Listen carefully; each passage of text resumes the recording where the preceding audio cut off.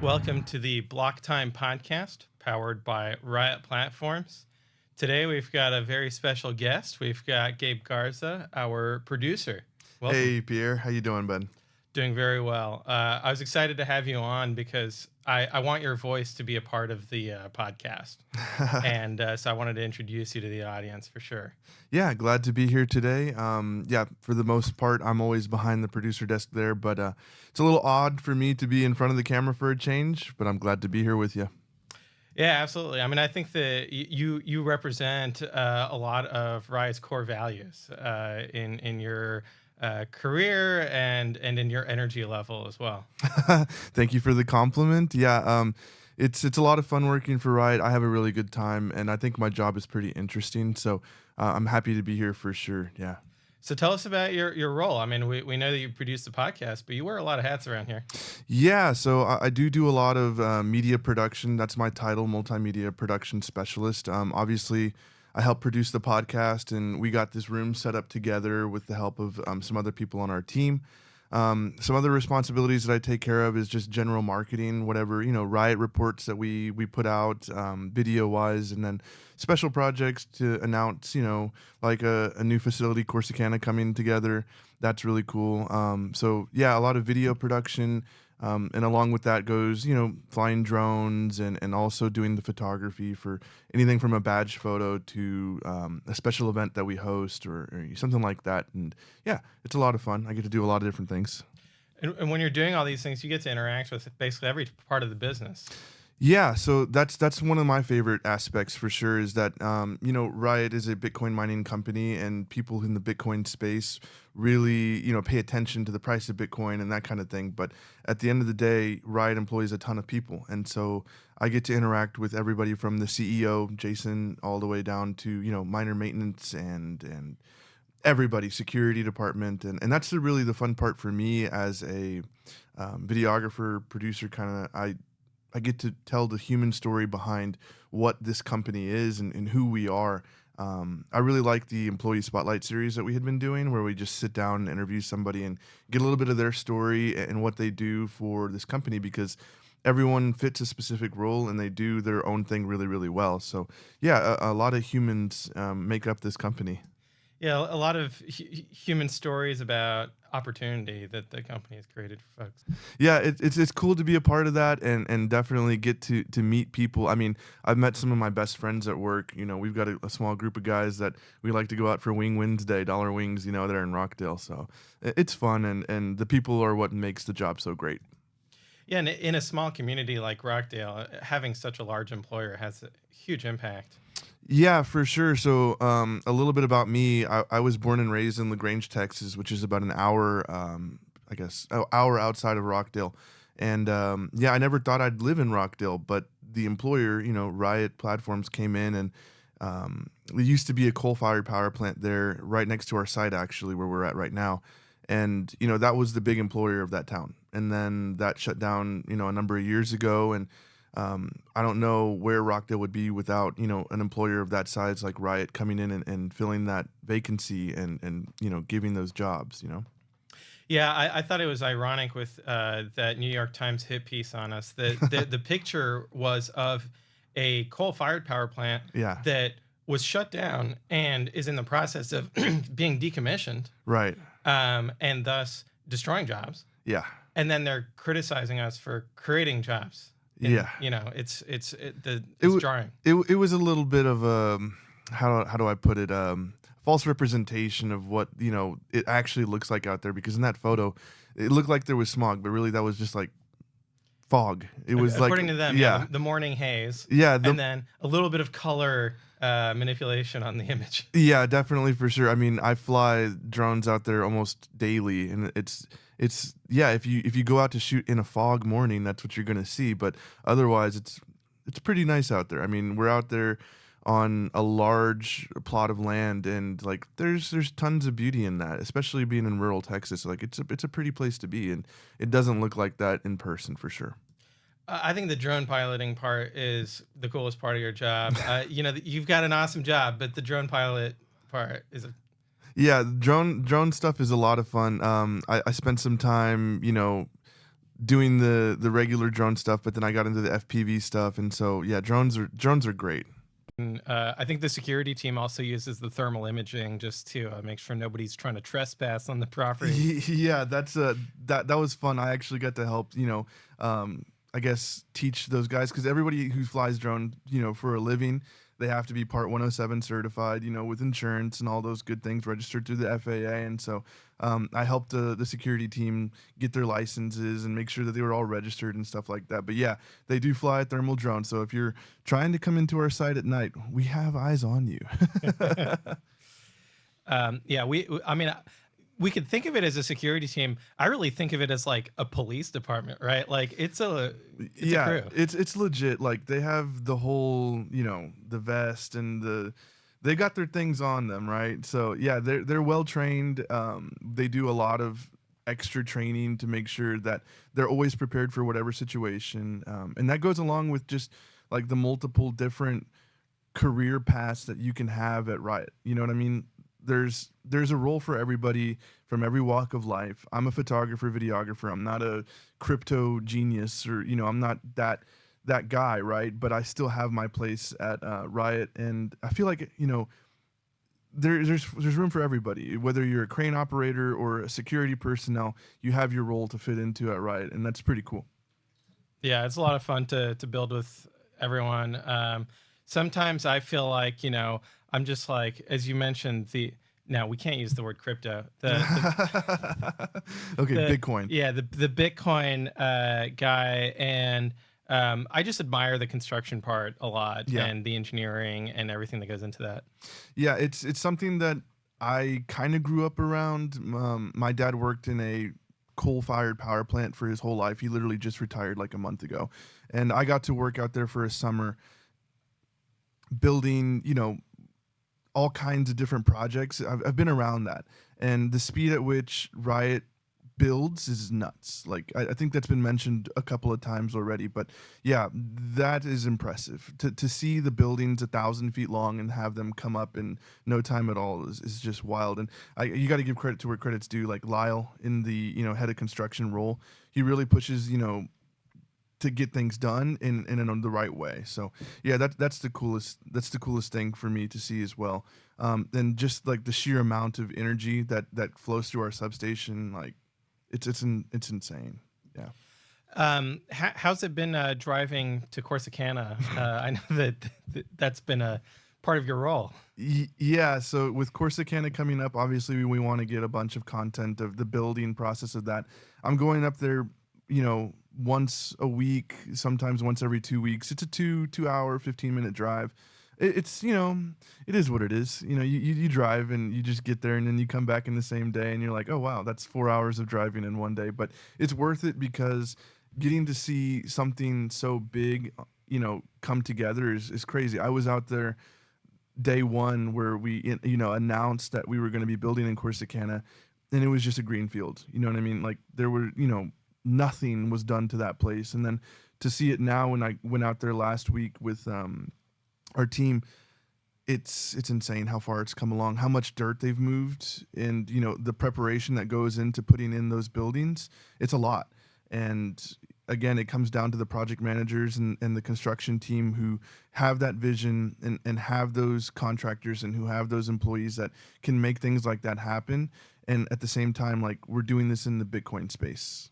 No one else is doing it at that scale. Right. And moving that massive amount of dirt with those massive machines. I mean, when I was looking at those videos of yours, it's like I was showing them to my 5-year-old son. It's a kid's dream Right. out there, right? Like all these Yeah. big toys. Yeah, I mean, massive toys. I mean, we're talking about these huge panners and dump trucks and skid steers and bulldozers. Yeah, it's a lot of fun. I don't know. I'm really thankful to be a part of it in the small capacity that I am, to get to document all of it. And it's cool. It's really cool. Yeah, these are the largest kind of single Bitcoin mining facilities in the world. Mm-hmm. And I think that, we'll look back on it in decades and yeah, it'll be like being a part of the Manhattan Project or something, Oh, maybe big like that. maybe Yeah. not that one, but Well, a peaceful yeah, a version peaceful of version. that. Yes, the space race. Yeah. I kind of wanted to pose some questions to you, Pierre. Obviously, we've worked together for a while, and I kind of have some of these answers already, but I wanted to ask, why is Bitcoin so important to you? Like, what is it that actually drove you to make this your life's work? Because I feel like that is now, right? Yeah, absolutely. So I think that to sum it up, fix the money, fix the world. Okay. That is that when I look around and I see a lot of the different problems, both domestically in the United States and globally, because I'm originally from France, I've traveled a lot, I've seen a lot of different things, and I do a root cause analysis. 9 times out of 10, it comes back to the money, which is that when you have a money that has been corrupted, that flows downstream into all of the rest of the economy, because all of the rest of the economy uses money Right. for store of value, unit of account, medium of exchange, right? So those 3 functionalities are just core to how a modern market economy works. And when something is broken in the money, then there's lots of symptoms, right? And then people start treating the symptoms. They're like, oh, okay, well, we'll pass a law to fix that, or I'll start a nonprofit to fix this. When really it's like, hey, back up a sec, because if you were to fix the root cause, then the symptoms go away. And so specifically what the problem is that there are people in this world that have a right to create money out of thin air, and then everybody else does not. Right. And Bitcoin flips that on its head by saying, hey, anybody can add Bitcoin to the Bitcoin ledger if they provide this work, right? Which is the Bitcoin mining, which means that we don't have a monopoly on the ability to issue new Bitcoin. Nobody does. We have to compete for that, which means that there's no what's called seigniorage profits, which is basically saying, okay, because of this monopoly, are you getting a profit that nobody else in the economy can? Okay. And today, with governments, central banks, commercial banks, the whole fiat system, as I call it, there are people who are getting massive seigniorage profits, and that causes their decision making to be antagonistic towards the rest of humanity, frankly. And so that's really what drives me is wanting a monetary system that is more just, more fair, ethical, moral, so that then it clears up all of these problems that are downstream of the monetary system throughout our society. Right. I mean, just by like listening to you in that last little monologue, you can tell that you are passionate about that stuff. Maybe I understood about 50% of what you were just saying, but at the same breath, it's like, I've seen it too. You know what I mean? In my 25 years of life, we've seen crazy inflation. We've seen market crashes. We've seen all kinds of bank bailouts. We've seen everything under the sun that can go wrong with a monetary system. And I believe you know what I mean? Like, there needs to be some sort of fix, some sort of fair and just system that everybody can be on the same level. Like, if someone is out there printing money and we just have to trust that that money is valuable, it doesn't ring true for this, for this generation. I feel like we're going to be the ones to keep this going, to really actually implement the Bitcoin into our day-to-day transactions, and to actually trust that, yeah, this is a system that we can rely on for the future to store our money, to continue, having a transparent way of doing transactions and holding our value in the market. For me, I didn't really get into Bitcoin until I started working here. And, you showed us how to start, our own hardware wallets. Like, that's super, really fun and interesting. And what the difference is, of buying Bitcoin versus transacting it, and what the meaning of storing your value is, right? Those are all things that, the people just don't understand until they actually see it for themselves and firsthand, and actually start questioning the system that they're a part of. And yeah, it's great, because without Bitcoin, I don't know what we would have, right? Like, what's other than Bitcoin, right? Yeah, and it's interesting that you bring up your journey, that I really see Bitcoin mining as a bridge between the real world and kind of, let's call it the virtual world. Okay. Right. Which is that Bitcoin benefits from having a real world presence in the physicality of Bitcoin mining, the resource usage, because ultimately that's what anchors its value, in the sense that you cannot create Bitcoin out of thin air. You have to have physical resources, right, that have a real world value. And so that's the benefit that Bitcoin has from that. And I think the benefit that the real world has is that Bitcoin mining provides a point of entry into, okay, now I'm interested and I'm able to learn more about the Bitcoin world because I work for a Bitcoin mining company. Right. Right. And so when I really have like the blessing of going out to Rockdale and talking with people that I would never have had the opportunity to talk with. Absolutely. About Bitcoin, for an hour. And these are folks that, like, they live in this small town, and Alcoa, this goes back to like fix the money, fix the world. Sure. Alcoa left Rockdale because we started exporting dollars instead of exporting aluminum. Right. And we started importing aluminum, right? And so it goes back to the whole... Yeah, like in Rockdale, everyone knows about Alcoa, the power plant, the aluminum smelting plant. I mean, I had older family members who worked at those facilities. And, that town suffered a lot whenever that stopped. You know what I mean? Like...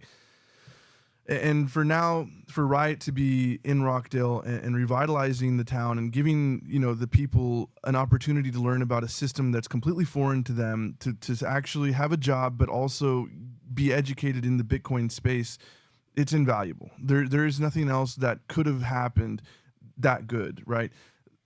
You've been out to the Rockdale facility. You've taught basic entry-level courses into what is Bitcoin, how do I use Bitcoin, and you can just see the people, like, their minds churning and like figuring it out. You can see the gears turning and them thinking to themselves, okay, this is not just a job that I have. This is actually a part of something a lot bigger and something that can be used for the future and will be used for the future, obviously. And yeah, I think that they're appreciative of that. I mean, I'm appreciative of what you've taught and what, new things I've come across because of working here. And yeah, it's pretty interesting for sure. Kind of shifting lanes here. I wanted to ask, what's on your agenda for this year as far as like, conferences and things that are exciting to you? Yeah. So later this month, we've got BitBlock Boom here in Austin, Texas. Oh yeah. I had the privilege and honor of speaking at the first BitBlock Boom conference. What year was that? 2000, I want to say 19. Okay. In Dallas. And it was a fantastic conference organized by Gary Leland. And he has moved it to Austin. So that's going to be at the end of this month. Go get your tickets if they're not already sold out.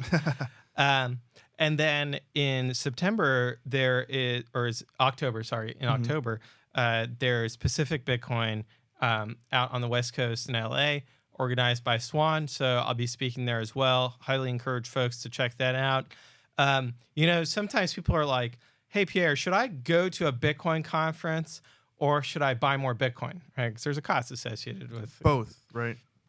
Well, both, yes, but there is a trade-off. And I will say that I got this current role from going to the conference in Miami.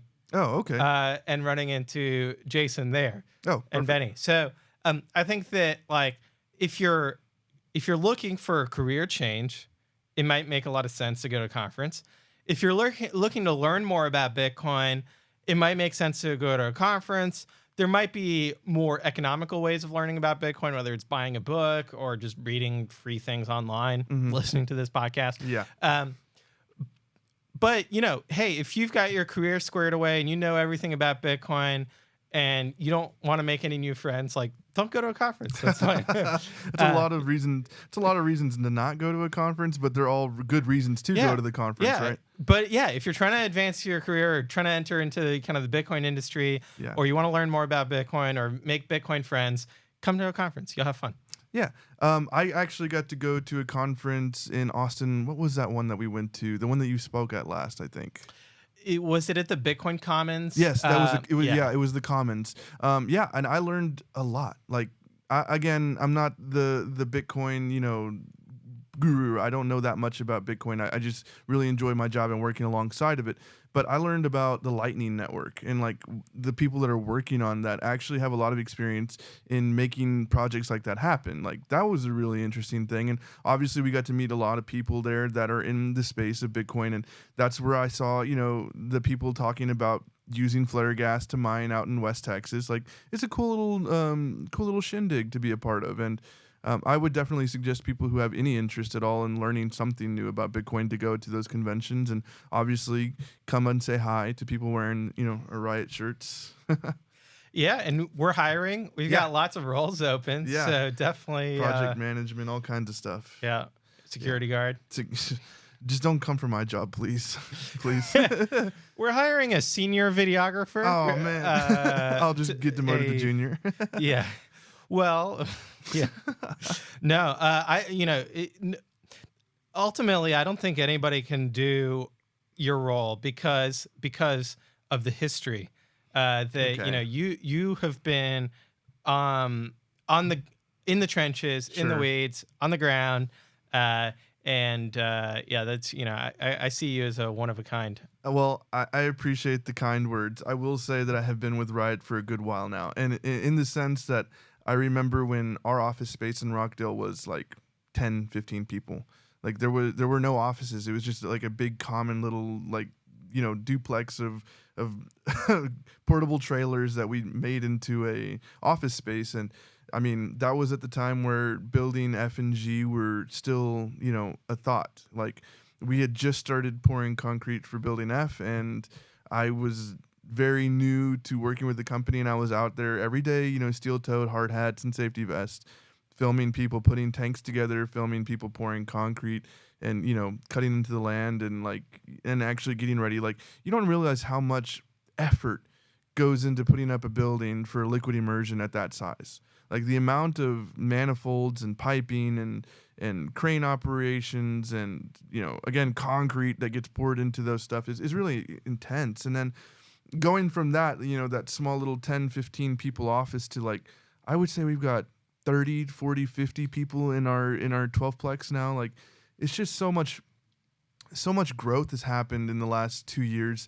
And it is cool. And I'm not saying that nobody could do my job, but yeah, there does come to a point where you've been there for long enough to where you know the name and face of everybody on the site, whether or not they're in the office or they're out on the, on boots on the ground and doing the minor maintenance or doing the electrical work. Yeah, you come to a point where you know everybody's name, and it makes my job easy being, friends with these people. You know what I mean? Like, getting to interview people that I've seen for 2 years, a year, and seeing those new hires come in, and I'm usually one of the first people that they talk to because we have to go take their badge photo, and we drive through the site to go get that photo done. It's an awesome experience, and yeah, I wouldn't have traded it for anything. I'm really happy to have started my job at Riot and learned as much as I have and met as many people as I have. And again, these people are, most of them are Rockdalians.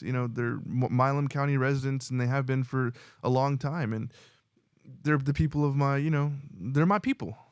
Yeah, it's fantastic. I also don't know how many videographers would say yes to somebody coming in and saying, "Hey, we're gonna record a video about CO2 emissions at our mining facility." I feel like you were a good team player on that. Yeah, there's never a bad idea. There's just it's just kind of hard for me to envision exactly what it was gonna be like when you brought this up. I was like, okay, how are we going to shoot this video and make it interesting? And then we did. All within the span of like 4 or 5 hours, we got that video like shot, edited, and knocked out. And Yeah, it's always a fun time, Pierre, with you. There's never a lack of excitement around what I do for a job because, whether it's flying the drones or making a video about CO2 emissions in a field with, some grass, Weeds. weeds. The best air I've ever breathed. Yeah, Yeah. absolutely. And then the other thing we did too is we went out to Texas A&M. I gave a guest lecture at the Professor Kurokre's Bitcoin protocol course last semester, and we're going to be doing it again this semester. Okay. He's actually doing 2 courses. So there's going to be the computer science Bitcoin protocol course. Yeah. And then there's also going to be kind of more of a business oriented course as well. So it's just exciting to see the growth at like what I consider to be the #1 research university in the world, Texas A&M. Well, I like that high praise. Yeah, I did study at Texas A&M, and it's so cool to go back there and see, Riot helping to facilitate something that, not a lot of universities are putting, effort into, actually teaching courses and starting their programs with the Bitcoin's, Bitcoin industry in mind. And I've met, the professor myself, and he's such a down-to-earth, really excited guy to actually be implementing that program. So big shout out to Texas A&M, Gigamags. Yeah. Although I'm a Longhorn, but yeah, I feel like I'm there? converting. Yeah, what happened there, buddy? When UT decides to go big on Bitcoin, I'm here. Yeah, you're gonna champion them to get into the Bitcoin space too, which you would think, why not? I want competition, especially in this area. But the other part too is the strength A&M has is that it's really focused on the intersection between energy and the Bitcoin kind of industry, right? Yeah, don't they have generation on campus at A&M in College Station? They do. They've got all sorts of engineering experiments going on. Yeah. And they actually have a Bitcoin mining rig thanks to the Texas Blockchain Council. Lee Bratcher and Steve Kennard have been the leaders in this, and they're the ones that are responsible for me even meeting Professor Kurokre, right? Like they were kind of like the instigators of this whole thing. And it's just been fantastic to see that now they've launched a blockchain and energy research consortium because they've already put together and published papers showing, okay, here's the advantage of Bitcoin mining on the grid.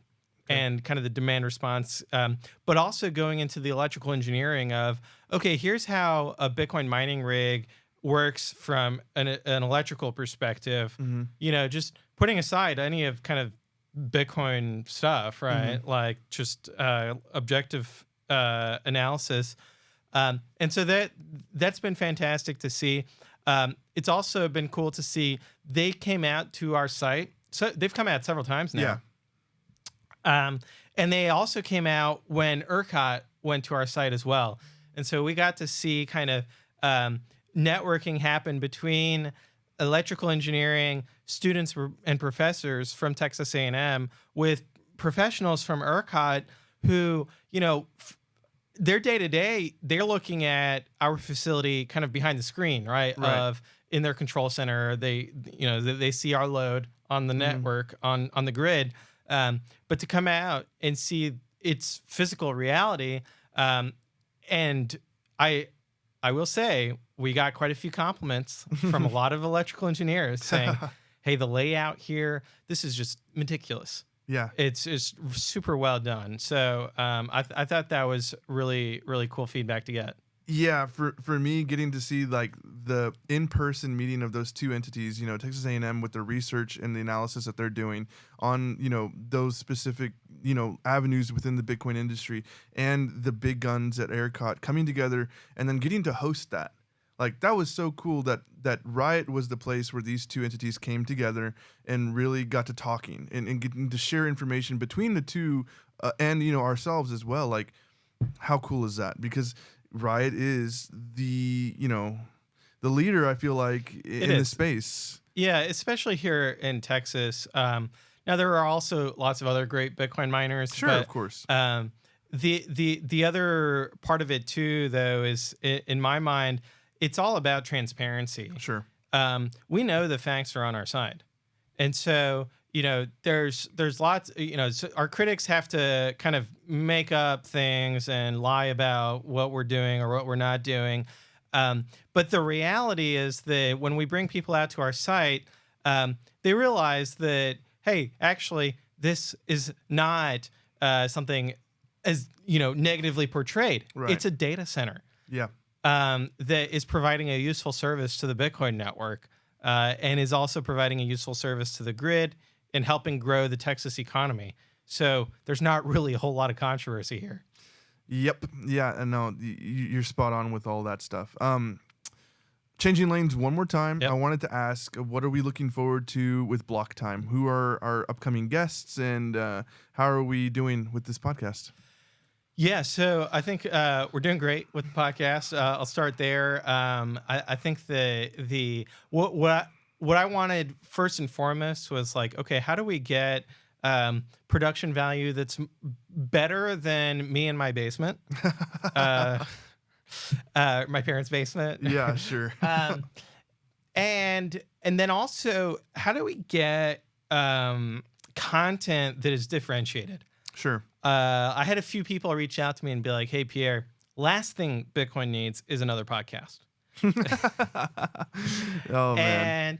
And I disagree. I think that there could actually be lots more Bitcoin podcasts, but we got to focus on creating content that doesn't exist. Sure, yeah. And that's kind of breaking new ground. And I think that because we have folks within the company and also kind of working alongside of us. Yeah, working alongside of us. And even the voices that we've heard on other podcasts, when they come here and talk about Bitcoin mining, I think we'll be able to get different insights that they probably have not shared or talked about in other formats. So yeah. I think that kind of getting a behind the scenes look at Riot, the personalities here, will be hugely valuable. And then also having kind of the big name guests as well. Sure. And getting unique takes from them as well. You don't want to name drop anybody coming up?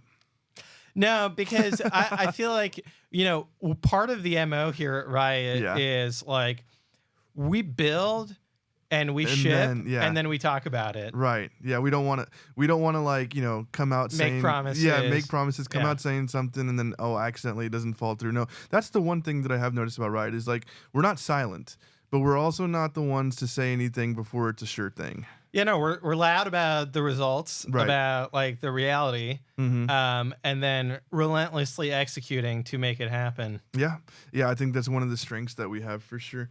I'm looking forward to continuing this and getting better. I mean, there's never not room for improvement, right? Like we're gonna keep upping the production value. We're gonna add things to it. We're gonna get better guests. Well, better guests. We're gonna get more guests. Excuse me. Yeah, Jason and Lyle. Yeah, those are great guests.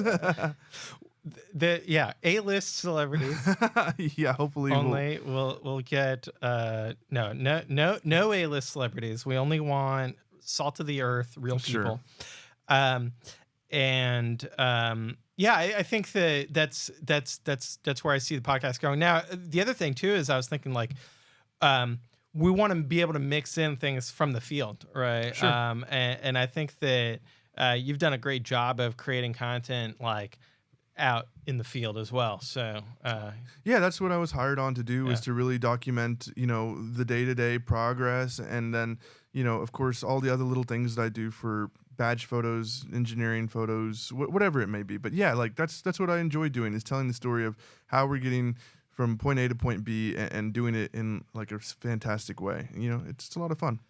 We also want to hear from our audience. So if you have questions, if you want to know more about specific things that, maybe we only dedicated a sentence to, sure, feel free to reach out, shout at us on Twitter, and we'll... Yeah, definitely reach out, emails, Twitter, comments. We read all those things. So be nice, please.